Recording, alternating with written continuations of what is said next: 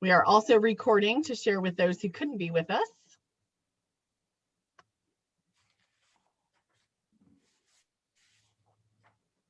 Community.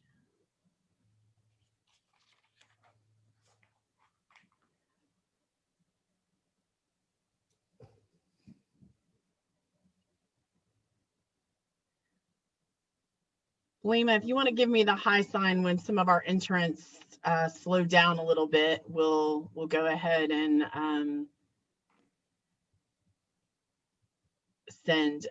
Christine, yes, we will be sharing the recording. We would encourage you though to take some notes, and if you have specific questions, there'll be opportunities for you to ask throughout the presentation.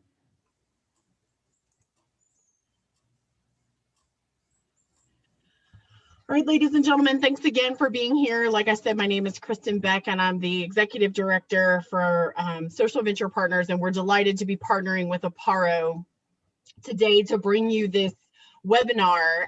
We want it to be interactive, and we've given this presentation a few times this year, and it really came about as a result of some of the work that SVP is doing here locally in the Charlotte region with some of the nonprofits we support. So if you're not familiar with Social Venture Partners, our mission is to attack social and economic inequality and promote nonprofit innovation. And we do that through the venture philanthropy model. And we're really, really passionate about helping to connect people, many of whom are like those of you on the phone today that are passionate about serving, helping you connect with issues in our community and to be a connector within the nonprofit community. It also requires investment, both of time, talent, and financial resources, and with the ultimate goal of helping growing awareness of the challenges that are facing our community, helping you to grow friendships and personal networks, most importantly, growing the skills and expertise and the impact that you and the organizations that we're serving in the Charlotte region can have on our community and on upward mobility. We do that primarily through two ways. I believe if you want to move to the next slide. Through both capacity building as well as financial investment. SVP Charlotte has been here in our community since 2005, and during that time we've invested over $1.5 million in unrestricted grants to 21 nonprofit organizations. You may also be familiar with our Seed 20 program, which is an innovation competition and coaching storytelling program that we run each year, and we've given away over $500,000 there. But it's not just about the financial investment. We're really about capacity building. And in the nonprofit sector, capacity building is much more than just throughput or the amount of work or people that you can serve. Capacity building in the nonprofit sector really refers to the sharing of skills and tools. It's everything that allows a nonprofit organization, from their strategy all the way to their organizational structure and their program execution. And so SVP brings the talent, skills, and expertise of our partners, and we create work groups and projects to be able to invest our partner skills into strengthening those nonprofits that are working to support social and economic issues in our community. Now it gives me great pleasure to introduce Kim Lamphere, who's the CEO of Apparo, to share a little bit more about her organization. Thank you so much, Kristen. We are so excited to partner here with Social Venture Partners because there's so many parallels between the two organizations, and we're just perfectly aligned to serve here in the community, both of us, to build capacity for those who are serving those in most need in our community. When I hear Kristen talk about connections, I mean, that is the highest calling of Apparo, is to create those connections in the community, collaborations between private and public organizations. And we do that under the auspices of expanding the capabilities of area nonprofits to serve more, better, through technology and business process enablement. And that's a mouthful, but it's about, like Kristen said, it's about capacity building. About 85% of what we do is done through skilled volunteers And that's where the collaboration and the partnership comes in place. So when you look at this model, which will describe what we do and how we do it, this picture actually says how we do it. The mission's over on the other side. I said it already. You realize that we have three silos of service for area nonprofits. That is advice, education, and solutions. And then you see running through that how we do that. We bring nonprofit partners who do not pay for our services. In some situations, they pay a very small skin in the game kind of contribution, but it's really pretty much free.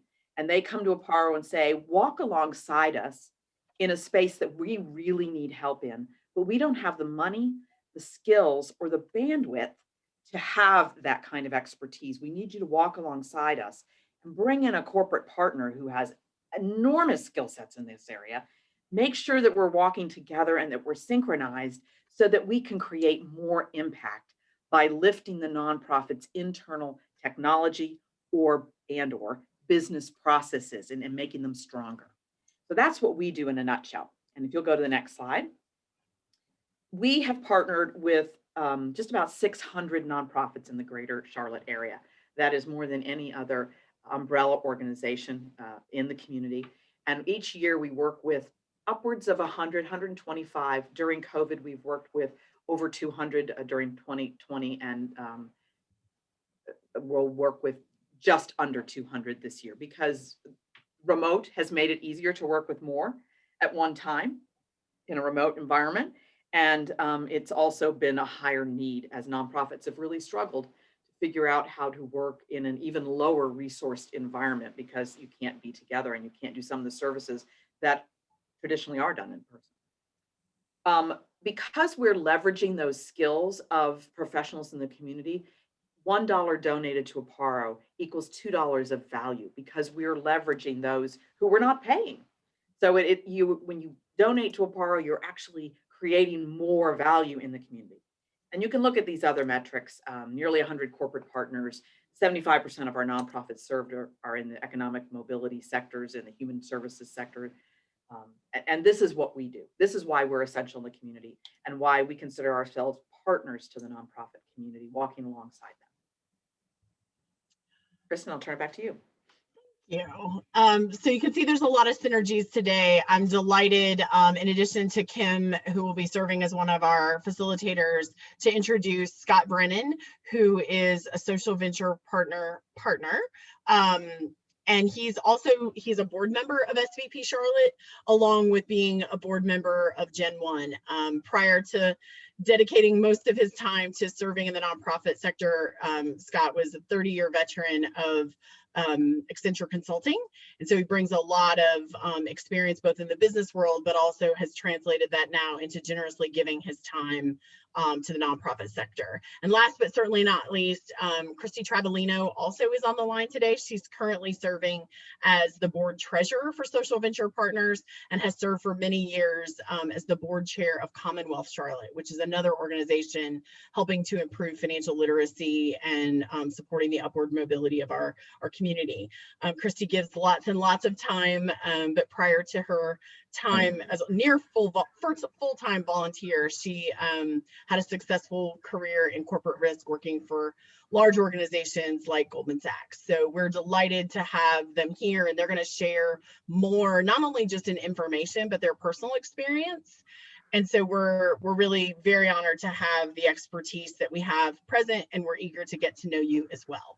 So we'll do a little bit, now that you know who we are, I'll ask each of our participants to use the annotation tool. If you've never done that, go to the top of your screen and you should see a green bar that says you're viewing Blima Bershad's Apparo screen. Next to that, you'll see view options. If you'll click on that and then select the annotate tool, it will give you the opportunity to pick a stamp. So go over and pick one of the fun 6 stamps and tell us who you are. Are you a prospective board member? Are you a current or former board member? Are you a current nonprofit professional? Or are you just a guest?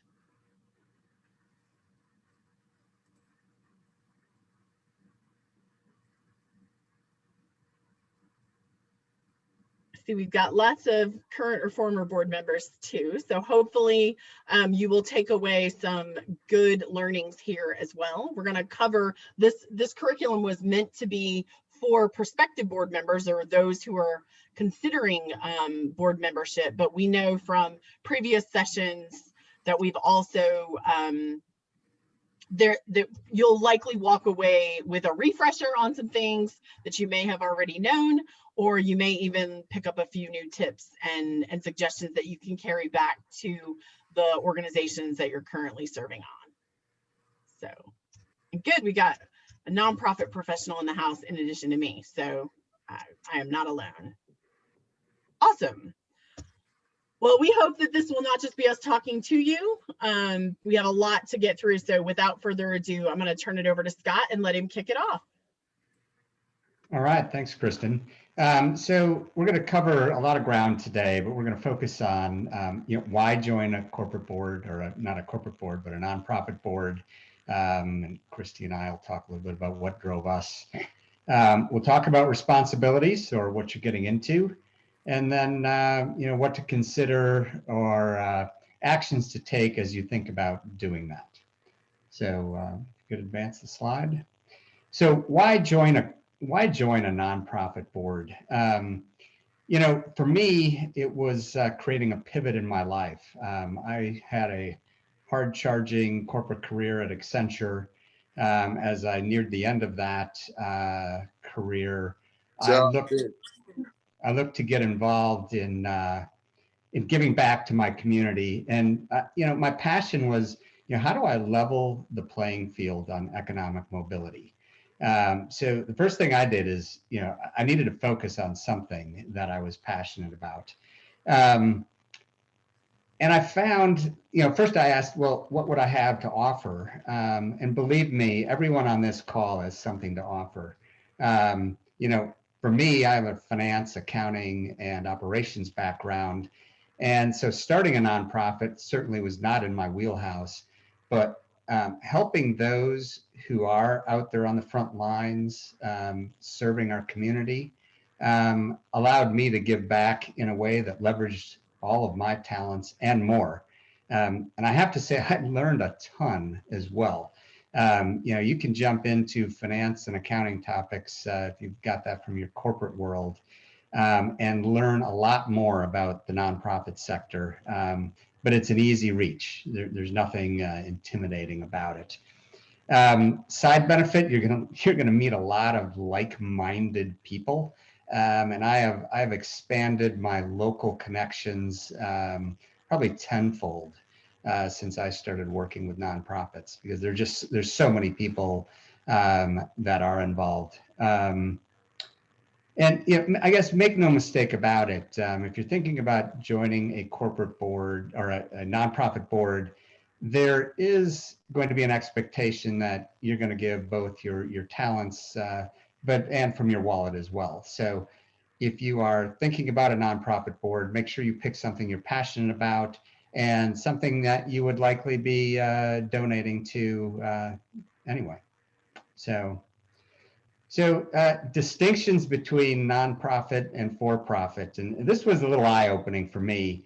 I remember sitting in my first board meeting at Gen 1, which is a college access nonprofit here in Charlotte.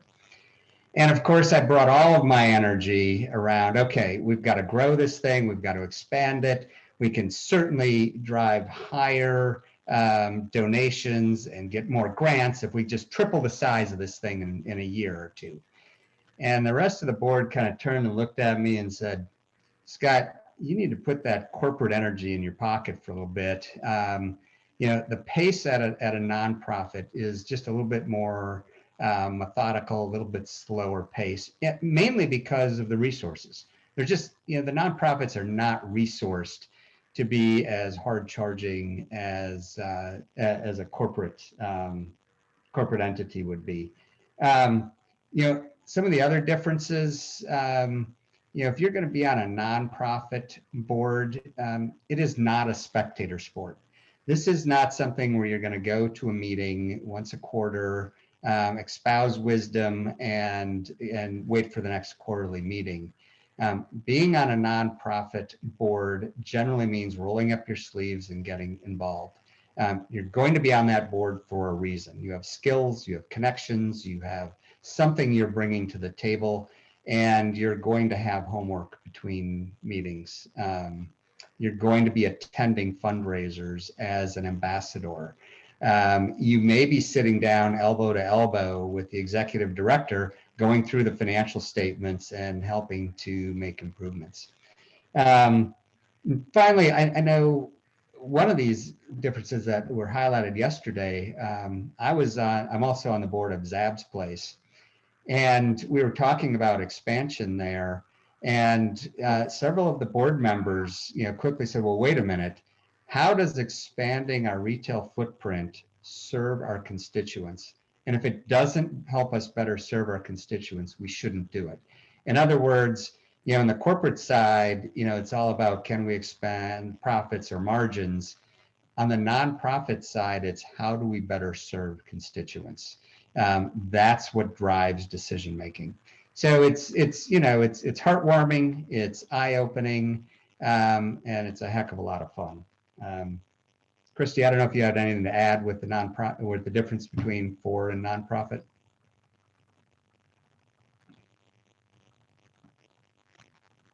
Christy, are you on mute? Oh, sorry, I was muted.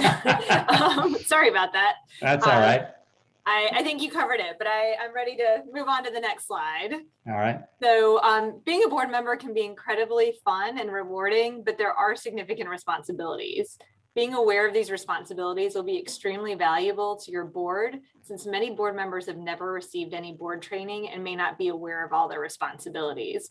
So one of the fun things that we get to do as partners at Social Venture Partners is provide assistance to other nonprofits. And we've got a program called Spark Teams where we do kind of pro bono consulting.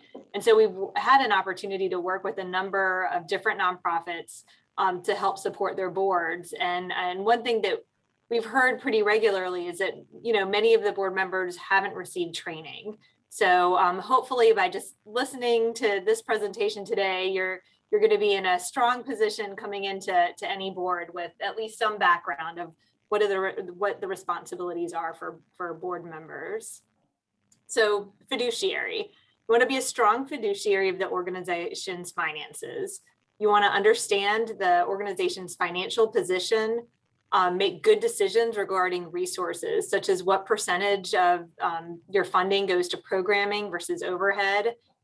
You want to set a reasonable budget, put a lot of thought into kind of what fundraising targets are and what expenses are going to look like so that the organization can be sustainable. And then finally, you want to have adequate controls in place. And this can be things such as making sure there's separation of duties for check writing. On the legal front, your obligation is to act in the best interest of the organization. So decisions need to be made to support the fulfillment of the mission. Just as Scott was saying, when you're talking about growth, you want to be thinking about how is this growth going to help fulfill our mission? If it's not going to add to the fulfillment of the mission, then growth is not what you want to be looking at. You also want to know the rules and the laws. It's your responsibility to make sure that the organization is following them. On the governance front, it's your responsibility to make sure that you have a strong board. And that starts with having clearly defined roles and responsibilities, setting up a good committee structure and having a good meeting structure, having a good onboarding process, and offering board training. And one of the things that I have recently implemented on one of the boards that I'm involved with is adding a buddy for new board members so that a new board member doesn't feel like they're kind of having to always reach out to the executive director or the board chair, that they have someone that they can ask questions to on the board just to answer some of those basic questions like, why are we doing things this way? Because in some cases it may be for a reason, in other cases it may just be because nobody has stopped to ask the question. The board's also responsible for hiring and firing the ED and also assessing the organization's performance. And finally, on the strategic planning, The board is responsible for setting the strategic direction of the organization. And this is something that's done with the executive director. You establish the strategic plan. And one thing that I would encourage many boards is to keep the plan simple. You want it to be something that everyone can easily understand and something that can be executed on very easily. And along with that, establish clear priorities. What do you want to accomplish in the next month, in the next quarter, in the next year, so that you feel like you're making progress towards that plan? And Christy, I might add, anybody who has skills in this area would be in very high demand for a corporate board. A lot of the executive directors get very heads down with fundraising and running operations, and strategy and planning and thinking forward is an area that you as a board member can bring tremendous value. And I would add, when you're looking at that whole sector of 4 different kinds of responsibilities, it changes as well as a nonprofit grows. So if you're starting with a very small nonprofit who's just beginning, there's a lot more that you're doing that is operational. You can approve a budget in a governance capacity, and operationally, you might be helping oversee how it's executed to some degree. But in a more advanced, mature nonprofit, there'll be less of that. Thank you, Kim. So Kristen, or whoever's moving the slides, thank you. So philanthropy is critical to allowing a nonprofit to fulfill its mission. And so this kind of is branching out on or continuing on our discussion of board responsibilities. We're going to kind of dive into this concept of philanthropy. So at a very broad level, you can look at the definition of philanthropy, and in its simplest form, it's to help mankind. Philanthropy is based on a culture of values and a desire to help. And then kind of taking it a step down, you have development, and development is a function of identifying people who share those same values. So how do you take this culture of values and this desire to help, and then identify those people who specifically share in the same values that you share, that your organization shares? And then taking it down one step further into the actionable level, you have fundraising. And this is a function of inviting and providing an opportunity for people to act on those shared values. So how do you're actually providing an opportunity to be able to take action to support those values that they have, and then hopefully values that they share with you. So now we would like to hear from you. How do you feel about fundraising on behalf of a nonprofit? And if you could use the same tool that we used at the beginning, you can go to that green bar at the top of your Zoom screen, select view options and annotate, and then pick one of those fun stamps and put it down on the screen. And I'll just say, if you're having trouble finding that bar at the top, wiggle your mouse, and the bar at the top should pop up so that you can go to view options and then select the annotate and pick a stamp, and let us know where you are on the spectrum.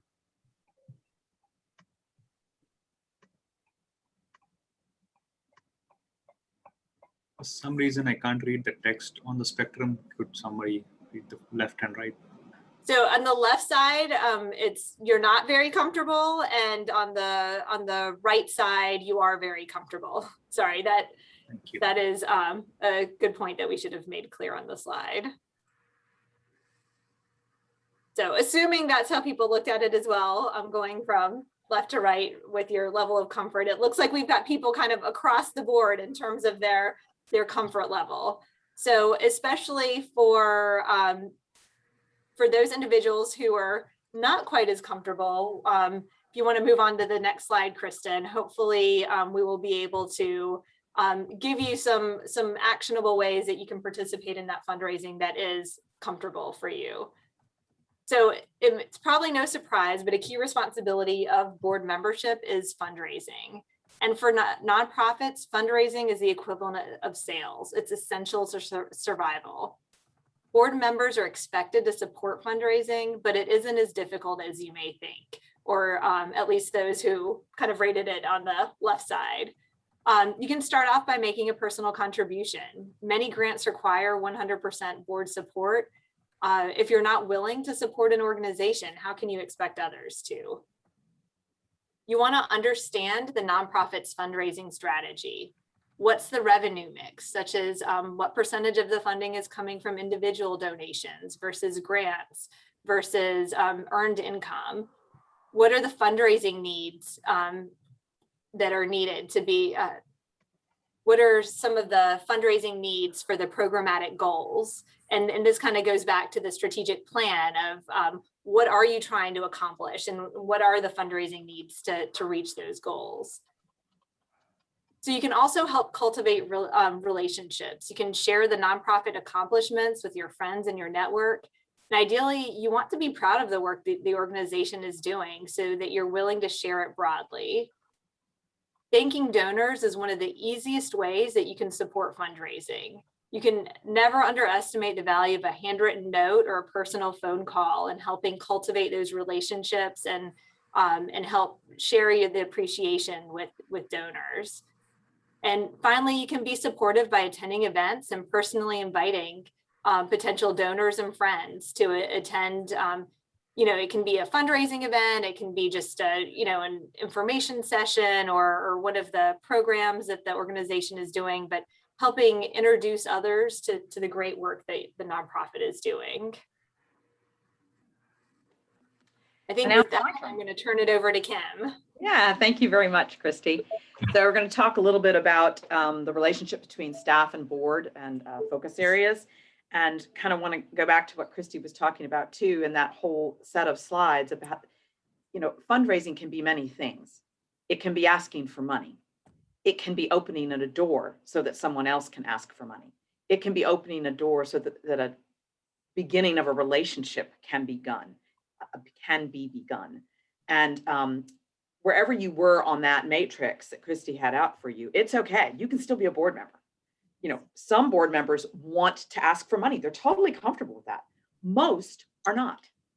And what a good staff really needs is that door opener, the person who's willing to come in and say, I can introduce you to the person over there who could then introduce you to the next person who will be the money decision maker.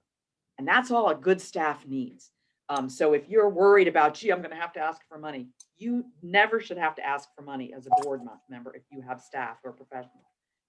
They should be able to walk alongside you and do that. So if you're feeling comfortable about that, don't feel like that's the end of your opportunity to be a board member, because there's lots more you can do in that journey of fundraising, though you will have to fundraise. So anyway, this is the structure of how an organization, a nonprofit, works. You've got your strategic direction, which is led by your board of directors and the committees that you have. In this instance, it's an internal committee and an external committee and a governance committee. And the CEO and the executive director sit between the board and the staff. So the board drives the strategic direction and decides, yes, we're along with the CEO. This is where we're going to go. This is how we think is a good way to get there. And these are the metrics of what success looks like. And then it's the executive director's job to make sure that the staff is executing against those goals and communicating that back to the board in a way that they can understand and see that goals are being met. Nonprofits, we've talked about it before, between big and small. Small nonprofits in particular are rapidly changing machines, and they are very limited staff.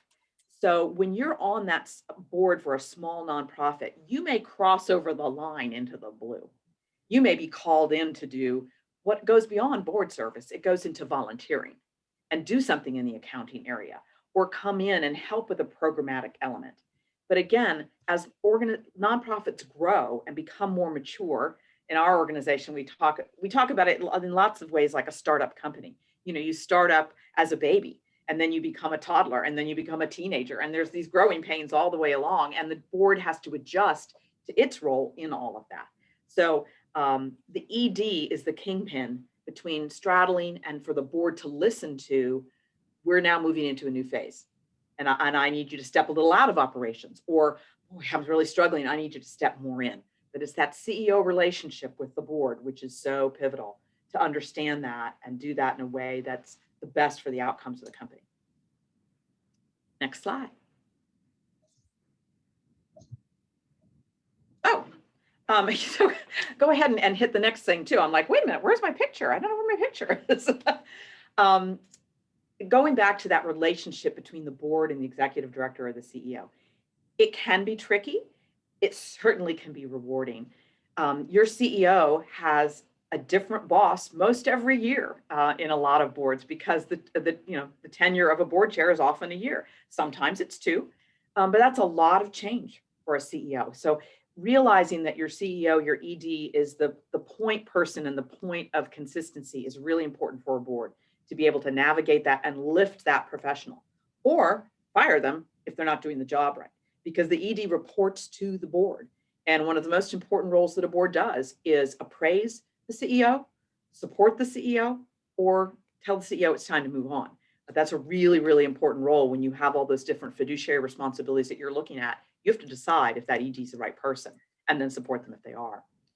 The ED depends on volunteer board members to fulfill duties, and the board depends on the ED to execute. And the ED must provide information to the board. So if you as a board member don't feel you're getting enough information, that's a conversation with an ED. I feel like I'm too far away from these things. How can you be more transparent? How can you share something in a way that I can understand it better?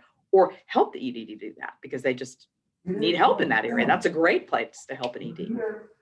Share a little bit of time with me too. And you see on this journey of where you can be in a relationship with the CEO or an ED. Constant conflict between a board and ED is a very dysfunctional organization. Assuring alignment between the board and the ED is probably the most important role of the board chair, to make sure that the organizations are operating in sync. And then it's a trajectory there up to where you have that true synergy. When you're in alignment, things really, really go smoothly. And then you're really, really maximizing your productivity of your organization, just like you would in a company. When you think about, are your employees aligned with your senior management? I mean, that's really where you're going to be singing sweetly and making things move perfectly. So with that, I think I am turning it over to Scott again. 1, 2, 3. Cool. And someone is on. Matthew, I think you need to turn your mute on. All right. Thanks, Kim. So we're going to talk a little bit about getting involved in a nonprofit board. And so I mentioned I'm on 3 different nonprofit boards, but I've also, through Social Venture Partners, probably worked with close to a dozen nonprofits in a kind of advisory or consulting capacity, and have had a chance to kind of either see the boards, meet with the boards, or understand how they're organized. And I will tell you that the maturity of nonprofit boards is a bit like a high school classroom. There's going to be some folks far on the left side of very mature, and as Kim mentioned, probably in startup phase, right? And then there's some boards, nonprofit boards that I've worked with, of nonprofits that aren't that old, maybe 4 to 6 years in existence, that were super buttoned up, run like a corporate board. So, the message there is, if you have this, if your mind's eye is kind of saying, okay, I'm going to join this nonprofit board, and it's going to have all these processes and procedures, and they're ready with the onboarding packet, you might want to ask a few of those questions first and understand, where they're at. And you can advance the slide once, Blima. I think this is one of the slide builds as well, and maybe even one more time. But the key thing I would say is, don't shy away. If you meet with a nonprofit that you're passionate about, and you realize their board is currently a kind of a friends and family network, in other words, still have their startup board, the people who, we're backing them and pushing them to do whatever they're doing, you may be able to bring them on a journey to being a little bit more buttoned up, a little bit more organized. Have a structure like the slide that Kim showed a couple slides ago, where they've got a tight finance committee, governance committee, fundraising committee, et cetera, and help them on a path to getting there. If you're joining a nonprofit board that is buttoned up, then you can immediately start jumping in and applying some of your special skills. So when you're thinking about joining a nonprofit board and you're talking to the executive director, the questions right here are a great list of questions to start to ask. I know you want to jump in with your passion, but I highly recommend you understand what you're getting yourself into. The first thing is, why do they need you? What skills are you bringing to the table that are going to improve the lives of the constituents, that is going to improve the capacity of this nonprofit? What skills, what holes are you filling on the board itself? What's the terms? Are they expecting this to be a 6-month gig for you, or a 3-year gig, or something in between? Best practice is to have rolling terms for board members in nonprofits. 3-year rolling is close to a best practice. Understand the structure. How big is the board? Is this a 7-member board or a 22-member board? And how you fit in. If one of the boards that I'm on, we work directly with students in high school. So having D&O insurance, that liability insurance was very important. So you can read the questions here, but definitely go in with your list of questions and make sure that you understand how the board is structured, where you fit in, what committee they want you to work on, and what your time commitments might be. But again, and then be ready to roll up sleeves, because again, this should be something you're pretty passionate about and willing to roll up your sleeves and jump in on. So, Christy, I think you need to take yourself off mute. Thank you. I feel like I normally don't mute myself, and I guess I'm doing it more consistently this time, which means I'm also forgetting to unmute myself. But all right, so if you considering joining a nonprofit board, there are a number of ways that you can learn about different organizations in the Charlotte area that might be of interest to you. So one of the signature programs for social venture partners is called Seed 20, and it's an annual pitch competition. And we've been doing it now for 10 years. And we have relationships with about 180 local nonprofits. So if you go to the C20 website, which we will be providing a handout that has the questions that Scott just shared with you, along with some of the information I'm going to talk about on this slide. So you don't have to worry about writing it down. We'll be sending it to you. That's a great resource. There's videos, that 3-minute pitch videos that nonprofits have shared, and you can do searches on different types of nonprofits. So that's one great resource. Apparo has a relationship with 600 nonprofits in the area. So you can also go to their website and to get some ideas for nonprofits. And Share Charlotte is also a great resource as well. They actually have search functionality where you can look for nonprofits that are specifically looking for board members.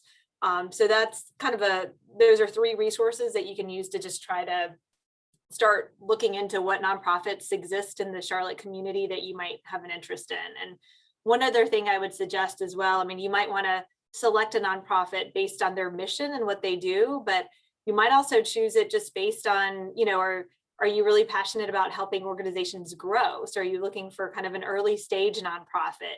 Or are there certain types of challenges that are exciting for you to try to address? So that's kind of another angle that you could look at as well in terms of identifying an organization that you would be excited to serve on. The next thing that I would recommend, if you can go back one step, is attend an event or visit the location. At least for me personally, when I was looking at into Commonwealth Charlotte, one of the things that I did was attend one of their education workshops that they offer our clients. And it was just incredibly, insightful and inspiring to see how the organization works with clients and to see kind of their engagement and in the process and their desire to pull credit reports and open bank accounts. So kind of having that one-on-one, hands-on experience to get to see the organization do what it does, I think is very valuable. The next step is get to know some of the staff and the board members. I mean, you're going to be spending a lot of time with these people and making sure that it's a group of individuals that you feel comfortable with.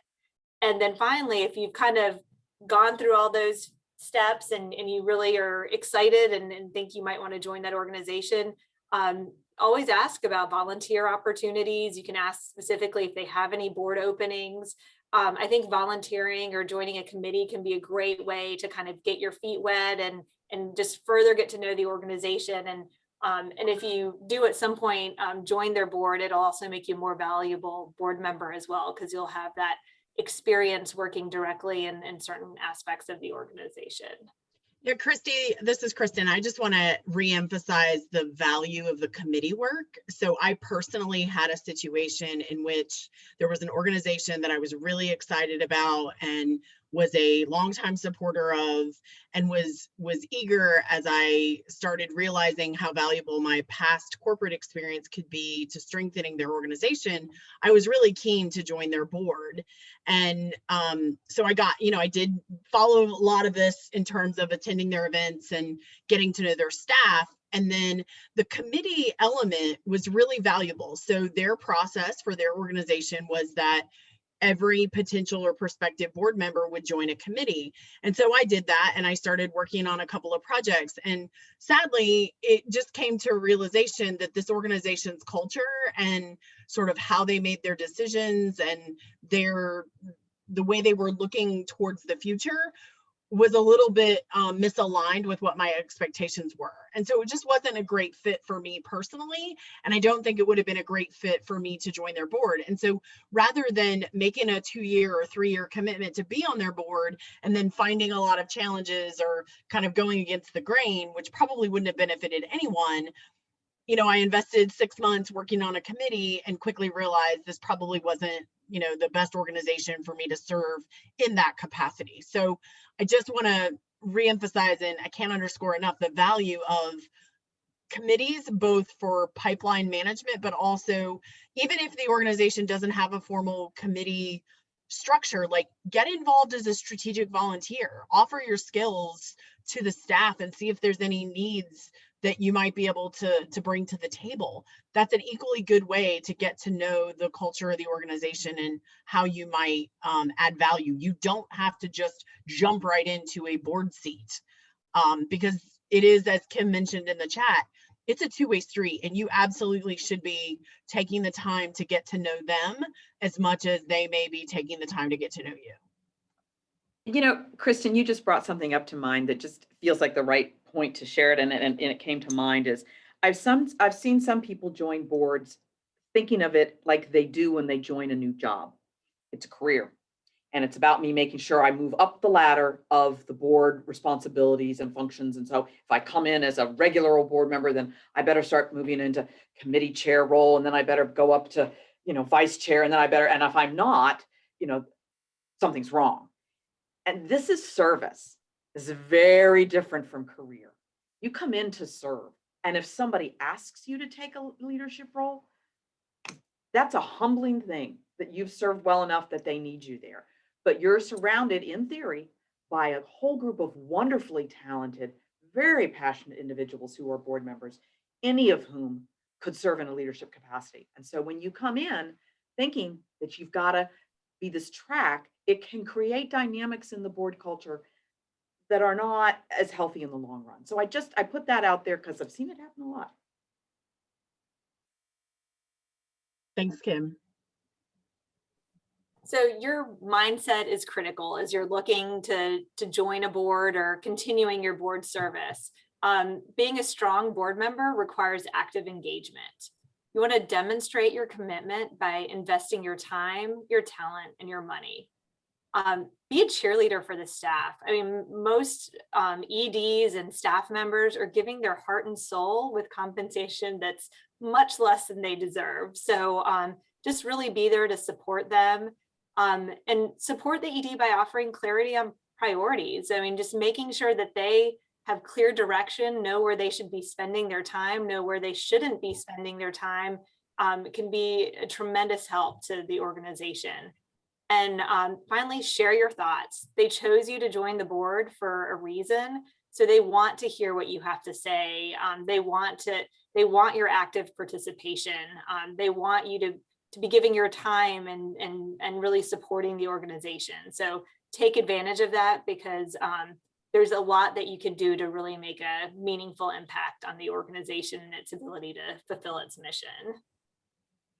Awesome. Well, we've given you quite a lot of information, so I'll offer a couple of ways in which you can ask your question. If you're comfortable enough, unmute yourself, take yourself off. If you're in a place where you can share your face and jump on video, feel free to ask your question. We'll take it verbally. You're also welcome to drop your question in the chat. Just be mindful that if you select everyone will see your question. If you have a more confidential question you'd like to ask, send a private message to me, Kristen Beck. Find me in the drop-down box and send your question over, and I'll be happy to answer any questions that come through. One question I just want to re-emphasize, in case you're joining by the phone or in case you missed it in the chat, someone did ask what the typical financial contributions are expected of board members. And the answer to that is it really depends. Each organization is going to have a different policy or a different request.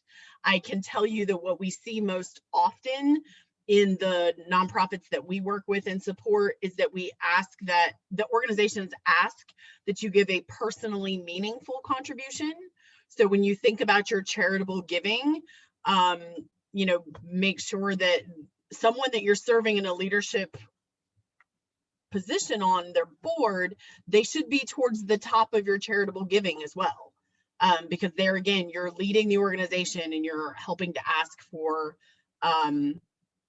contributions. That being said, also more and more boards are trying to diversify, and that also includes people that may not have the financial means, but they're serving in other ways. So it is truly all relative, but that is a question that you want to ask upfront as part of the due diligence process as you're evaluating. What other questions are out there? Please don't be shy. There's no silly questions. This is meant to be an introductory level forum. So there are no dumb questions or no silly questions or no elementary questions.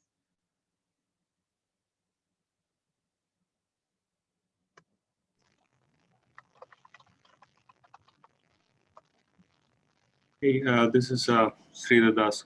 Again, thanks for having us here. Just curious on the topic of metrics, right, to measure success of board. I'm part of a school board, so again, very different from other nonprofits, right? Just curious on, are there any metrics that you could share on how you measure the success of the board? Anybody want to take that one, or you want me to try to field it?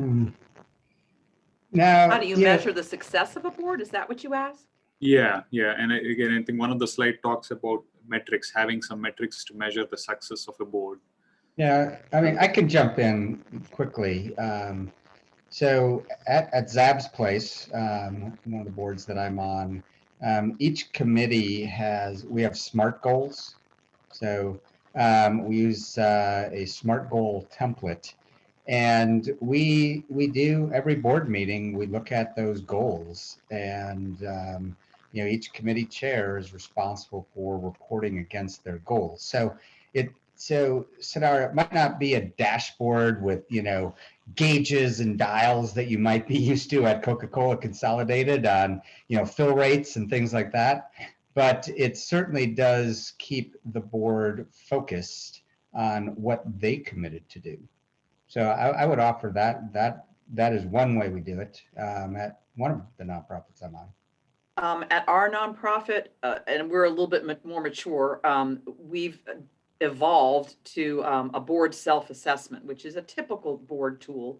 Ours is fairly robust. We align it to, we have a board responsibilities document. So here's what you are expected to do. There's 3 things: time, treasure, and talent. And we define those things and we say, you know, is that what you want to do this year? And how much is your treasure this year? And all that kind of stuff. And then we ask them to self-assess at 2 points during the year. And then the governance committee looks at that and says, okay, where are we? We've set metrics for, you know, you don't have to be an A+ on all of time, talent, and treasure, because you can't be. You know, you're going to be up and down on different things, but we have certain thresholds that we're like, okay, if you're at a B+, that's pretty good. If you're a C+, all right. If you're at a D, maybe we should have a conversation with you as a governance board member. So we make it a governance responsibility to make sure that the board feels they're doing what they need to do. And we also ask them whether we're giving them what they need to do their job. So. Thanks for sharing that, Kim. We got a question, and I'm gonna ask this of the Apparo folks, because I see something technical coming up there. Right. Yes. So as part of the mission, are you aware of any nonprofits that are developing software as part of their delivery of the mission? Like developing software, you know, as part of their like service to the community? I don't know of any that are. I mean, there are some like forgetting the name of it. Lima, you may have to help me. The one with the Camp for Girls, they're teaching people how to develop software. You know, that's part of their mission to grow STEM. Dottie Rose, that was what was coming to mind there, or DigiBridge. And there are some that are looking at the digital divide. So they're looking to teach people how to better navigate into the use of digital tools that they may not have had access to before in their life, including internet. We have some nonprofits out there who are developing tools in order. A food bank might develop a tool so that they could better serve, and they need a software platform that manages their inventory and their distribution and blah, blah, blah. I mean, it could be that kind of thing. But I don't know of any nonprofit off the top of my head. And then, you know, as soon as this thing's over, I'll think of 3, but I can't think of one who is actually developing software as their mission. I think there was one C20 participant from a couple years ago called Code Charlotte. I believe they have renamed, but you should be able to find them on the seed20.org website. And I think, you know, search for code or something like that. But that was kind of their mission, to provide code to benefit the community. Interesting. Never heard of them. And that's interesting. And there's a lot of software out there for nonprofits, you know, whether it's Salesforce for nonprofits, G Suite for nonprofits, fundraising, there's dozens of fundraising platforms for nonprofits. So, you know, the software to support nonprofits is, you know, there's plenty of stuff out there. And if, you know, another thing, if you have skills, you know, with Salesforce or with any of the software platforms, or just are software savvy, man, there's so many nonprofits that could use you on their board or as a volunteer to help them button up their own back office processes. And again, you know, if you're a bit tech savvy, you will be surprised at how far your knowledge goes at some of these startup nonprofits. Mm-hmm. That's a fact. Yeah, I'm just. One of the things that we are very cautious about when working with nonprofits and technology is, as a volunteer, if you stand something up that's custom, it can really leave a nonprofit in a bind when you're gone, because they can't sustain it.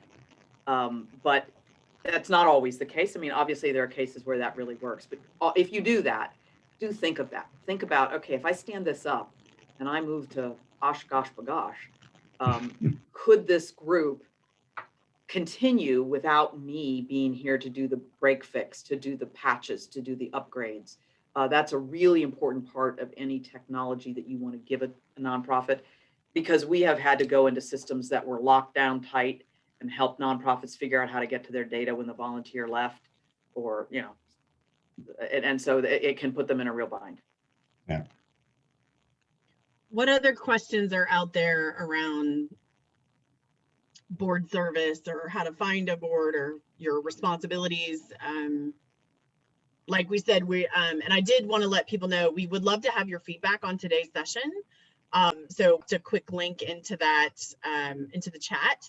And so tell us what you liked, what you learned, what we could do better the next time. We're continuing to make this available to community groups because especially, you know, we really do believe that the stronger your boards, the stronger the nonprofit organizations are. So, you know, helping to empower and equip more community leaders like yourself is hugely valuable and hugely powerful. And there are, you know, organizations constantly approaching SVP Charlotte as well as others asking for how do they grow their boards? How do they expand the number of people that want to serve at this important and strategic level? So you know, regardless of your background and your experience, there's probably a place for you. And so we don't want you to be shy, but we also want to make sure that we're helping you navigate the path to finding the right service opportunity on a board.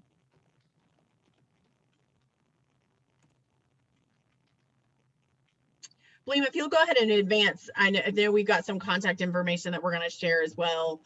So if there are things that come up, please feel free to reach out to me directly. You can see my contact information as well as Kim's here. And so if you have other questions that come up, do reach out. We are really, really thankful for your time today and appreciate your feedback and insight.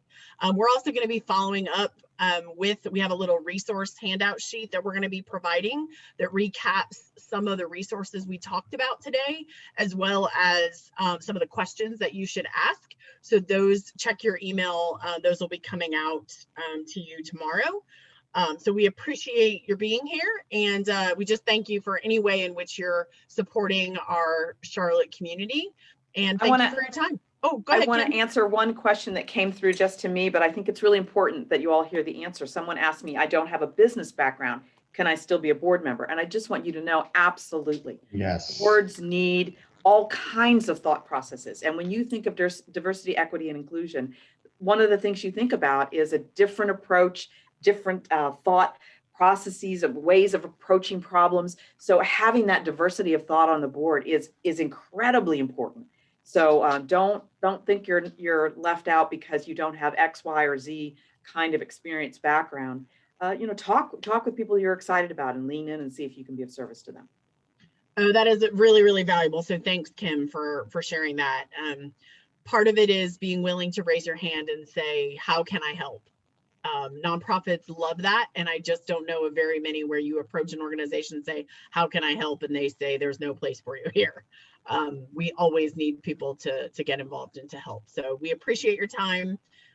Again, reach out if you want to learn more about either organization or any of the information you heard today. We look forward to getting to know you better, and wish you guys a great end of your week and a safe and restful weekend.